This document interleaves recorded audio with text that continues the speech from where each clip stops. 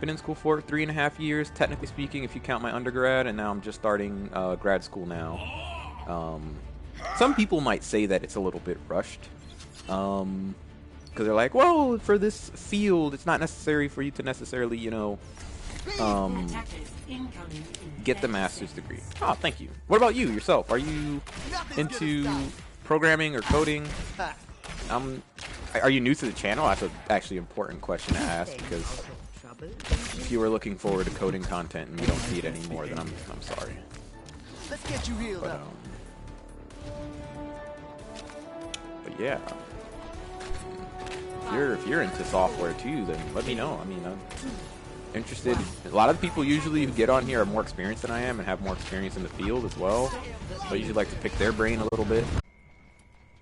Ah, no worries. I completely understand that. Believe it or not, it was the high school where I learned about coding. I saw an advertisement about code.org. Decided to try it out. And then I was like, code.org sucks. And I found Code Academy, and I was like, well, this is awesome. Back before they had all the Code Academy Pro stuff. They still have great free content, but I'm thinking now, actually, I might be interested in doing some video game stuff too. Maybe getting into video game design and video game development. Just because, like, if I were to combine, like, literally all of my interests and hobbies.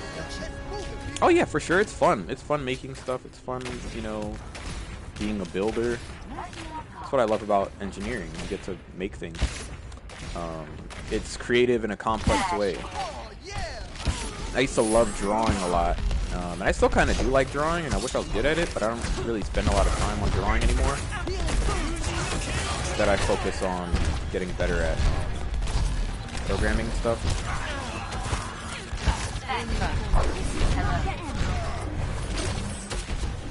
Nah, don't think of it that way. I mean, I completely agree and, like, understand that you should always be looking, you know, for something better. But don't look down on your current situation, because it can very well maybe, like, one of the best things that happened to you. Like, for me, working at Starbucks was amazing. I worked at Starbucks for 3 years while I was going to school, and it gave me the opportunity to do so many things. One, obviously make money while I'm in school, but also learn and get more interested in investing. You know, when you learn about stock options and stuff like that with the job. Ooh, nice. You learn about stock options from the company, it makes you interested, right? And so they give you free stock. I'm sure Walmart probably has similar programs as well, and also programs that invest in your education. I would definitely, if you'd like to, look into what their benefits are. Because if their benefits include stock options or education and stuff like that, usually they expect you to stay with the company a couple years afterwards, but a free education in this day and age is, like, invaluable. I mean, trillions of dollars of you know, higher education debt in this country, and, like, a company's willing to invest in you and give you education for free. I think that's amazing. And you might be able to use that as a stepping stone to get you to the next level. I mean, if you live by yourself and you have your own, you know, responsibilities to take care of, you know, I completely understand why it might be a little harder to balance full-time school and full-time work. But if you're living with parents and you can kind of, you know, relax a little bit, not have to work full-time or worry about bills and stuff like that, you can save that money, you can learn about investing and learn how to invest that money. And I make a lot of personal finance and investing content. It's really basic stuff, but, like, I think it's enough for anyone to get, like, a good foothold and kind of get into the world of investing a little bit.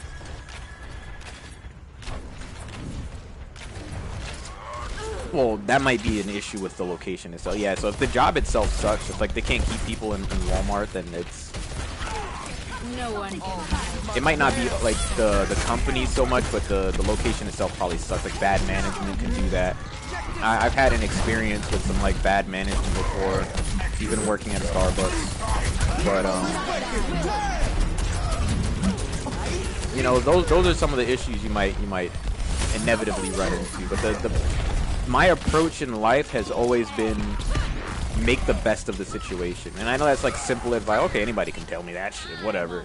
But like, I can give you actual examples of like times where I've had to make the best of my situation. You know, starting back at high school, I had to, you know, when I first graduated middle school, the way they, I'm not sure if they do this around the country, if they just do that for New York or whatever, but I had to choose what high schools I got to apply to or whatever.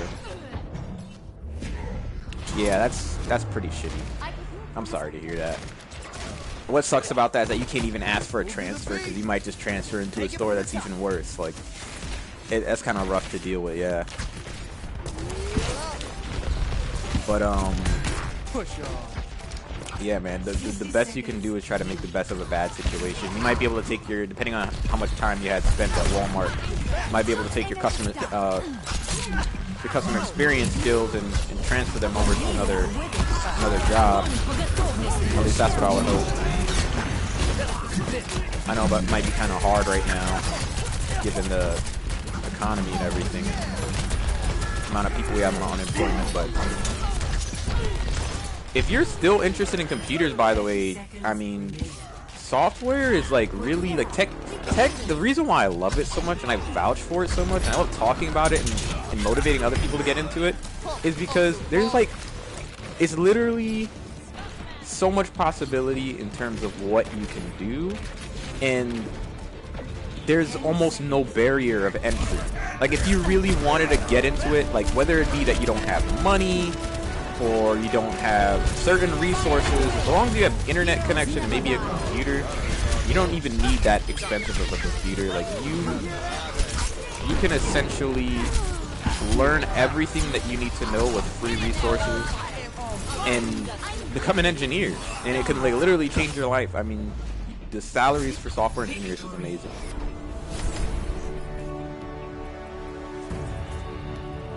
Yeah, no, I hear you. But honestly, me personally, I'm not gonna lie to you. A lot of the things that you end up learning, and even with college, what you learn during college is that like the majority of your learning will happen on your own.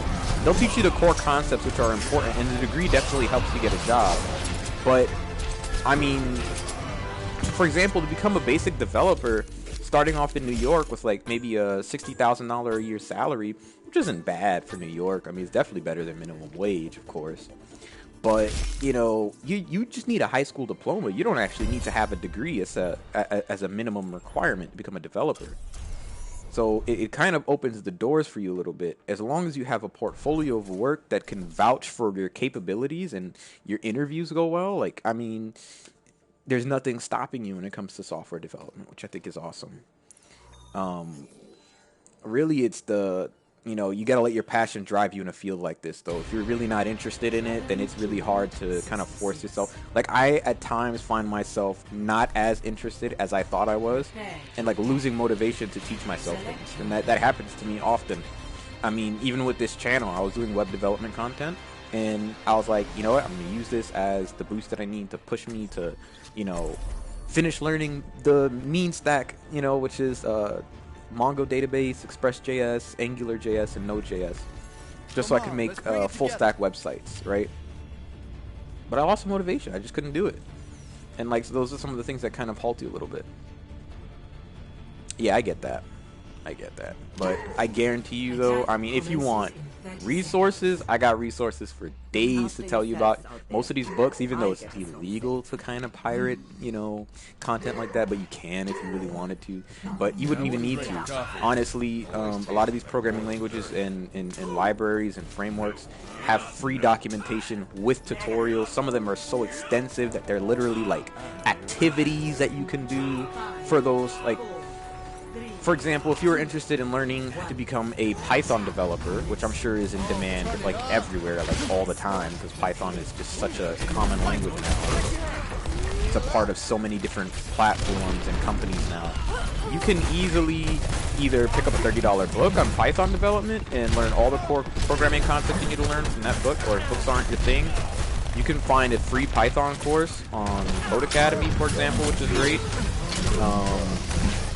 If you don't like the format of Code Academy, they got code.org, they have free code camp, they have W3 schools, all of these things are free and will teach you more than enough for you to be like a viable Python developer, if that's something that you're interested in doing. Me personally, so it depends on what your definition of cheap is. For me, cheap might be like $500, right? I'd consider $500 cheap just because, you know, I could probably easily afford a computer that much. And that's what my current laptop is, and it has enough power and upgrades in it that I'm satisfied with it at $500.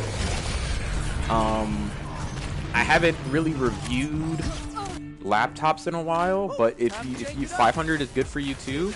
I'm currently using an Asus VivoBook F510UA is the specific model number, and it's like somewhere between $400 and $500, but I got it for around $400 refurbished, and I bought 16 gigs of RAM and I put that in it, and I also put an 128 gig solid state drive. And so now I have a, you know, 1080p 15-inch screen. Uh-oh. Did we lose somebody? Lost Anna. Yeah, $500 is good. I highly recommend. Same laptop that I have. Asus excuse me. Asus VivoBook F510UA. Actually, let me type it into the comments so you can so you have it as reference.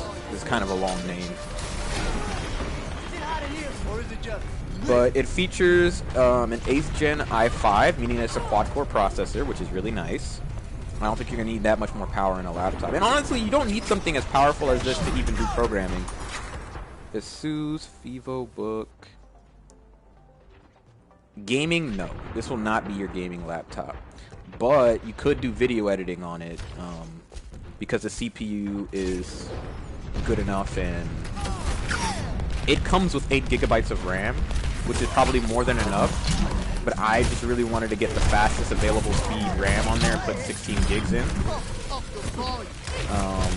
And it comes with a terabyte hard drive, but there's a slot on there for you to put a SATA solid state drive in there, which will, like, if you put your operating system in the SATA drive, it'll like the M2 drive, sorry, the M2 solid state drive, it'll boot like significantly faster. I wait maybe like 5 seconds, my laptop is on, and I'm able to log into it. So highly recommend that. But the upgrades are pretty simple. The slots are all pretty simple. There's YouTube tutorials too. You can game on it though, I'm not gonna lie to you. Like, it just won't be like the gaming that you see on the YouTube videos or nothing like that. Like, I can run it on like low quality 60 FPS. Overwatch, for example, I could run Overwatch at 60 FPS at like 480p or something. If I push it to like 720p, it's still a little pixelated, but it'll maybe run a little hot. But you can run games on it if that's what you wanted to do. I wouldn't recommend it though. If you wanted a good gaming experience, you might just end up having to get a gaming PC, which is what I plan on doing. No one can hide. Got a Reaper behind us. I'm not gonna waste ult here. Sounds like a plan, my guy. And listen, if you want any like reference for books, I don't know if reading is your thing. I personally love books more than like online documentation and the free resources, because the way I look at it, like, books are coming from authors who are experienced developers and engineers, and the way they write it, it's like a dialogue. It's like you have your personal instructor but in text form, and it comes with all of the you know, the resources that you would need. It comes with examples, it comes with all of those things. I mean, I can recommend any book that you'd be interested in and what kind of route you might want to get. Oh yeah, for sure. Me personally, I really like this Mean Stack Development 2nd edition.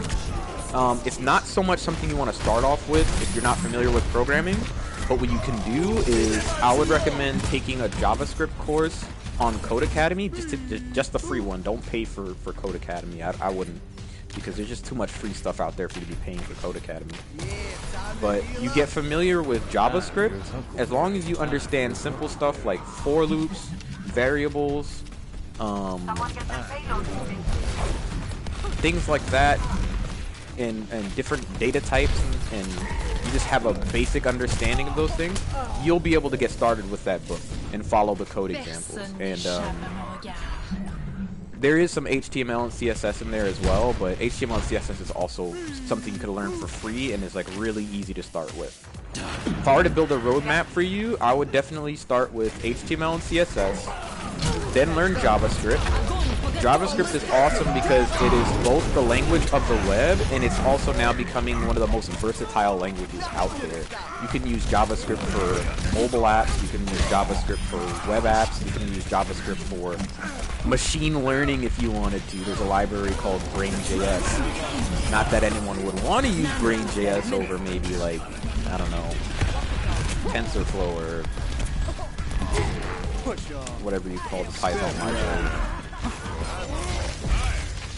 You know, actually, yes, you can do coding from your phone. There is an app. Let me see if I can find it again. And honestly, it's a really well-made app. If you wanted to do coding on the go, like take a train to work or something like that, you can do examples, and they have, I mean, you can really learn a lot. It's a great platform. Solo Learn, that's what it's called. I didn't even have to look it up. Go on, depending on whether you have an iPhone or an Android, it should work for both. Go to your app store and look up Solo Learn, and like any of those languages. You want to learn HTML, they got HTML5 on there. If you want to learn CSS, which is cascading style sheets, that goes paired hand in hand with HTML. They both work together to make web pages.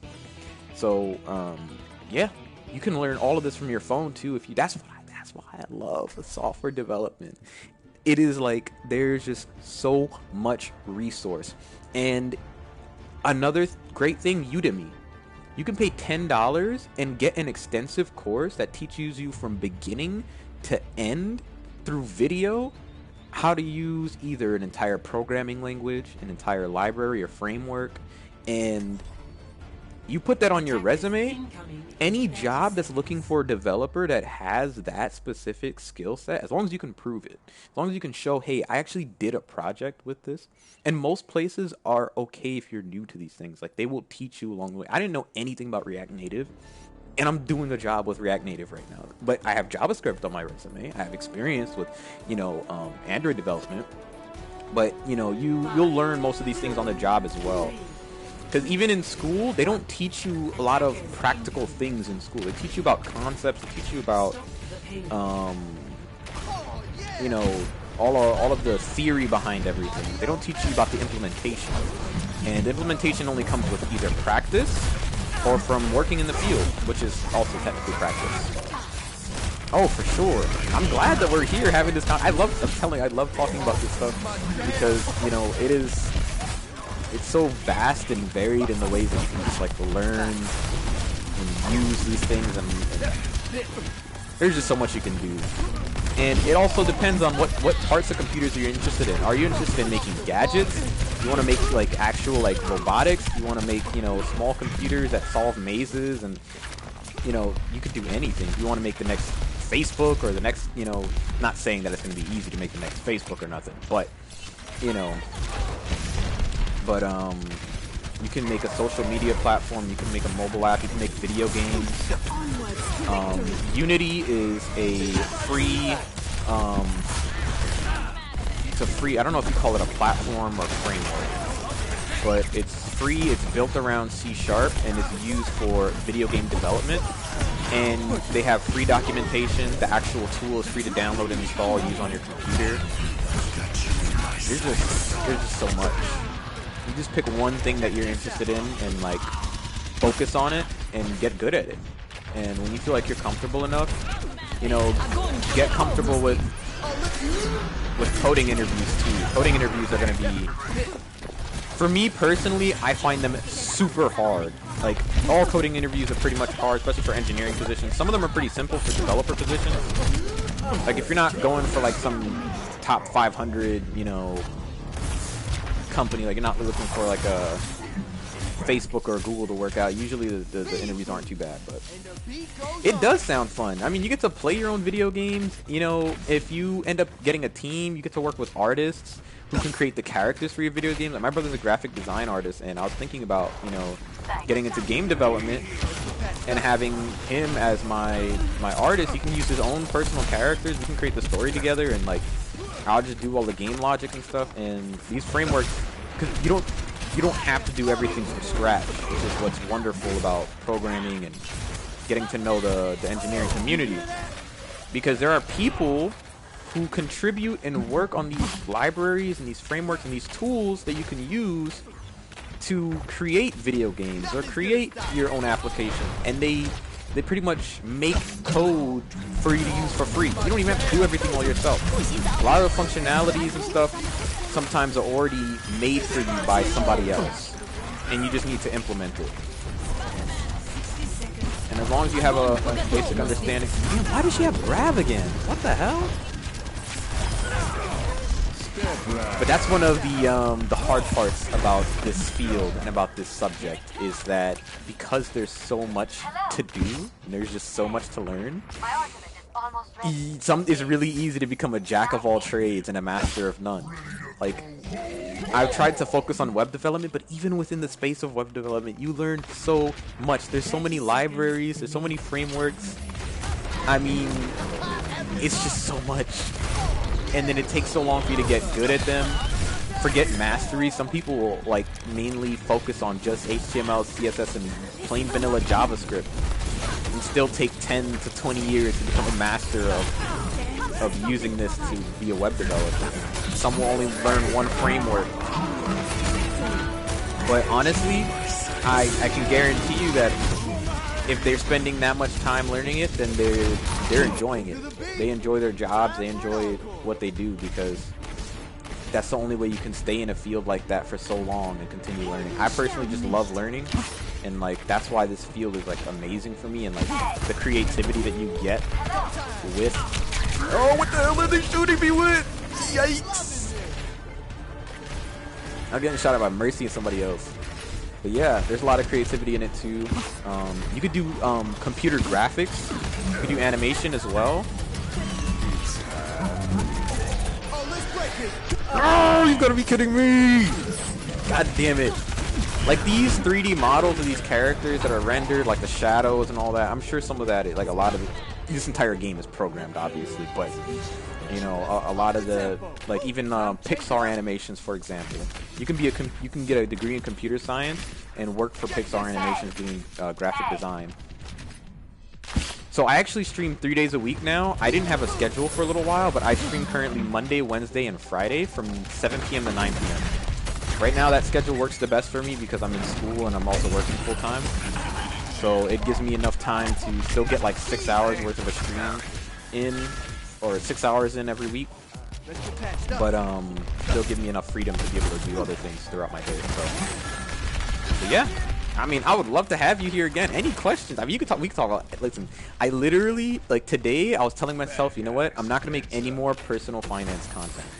Like, if you want to learn anything about personal finance, budgeting, investing, like, I love talking about that stuff too. And like, I'd be more than happy to share with you. And you can continue coming to my streams. I would love it. Oh yes, sorry. I'm on Eastern Standard Time, so right now it's 7:30 p.m. where I am, and I die again by the same move. Why? But yeah, it's 7:30 p.m. where I am right now. So in my time, which is Eastern Standard Time, it's 7 p.m. to 9 p.m. on Monday, Wednesday, and Friday that I stream. If I feel really good one weekend, I might do a stream on the weekend, but usually it's not the case. Mini bombs! Jesus! Damn.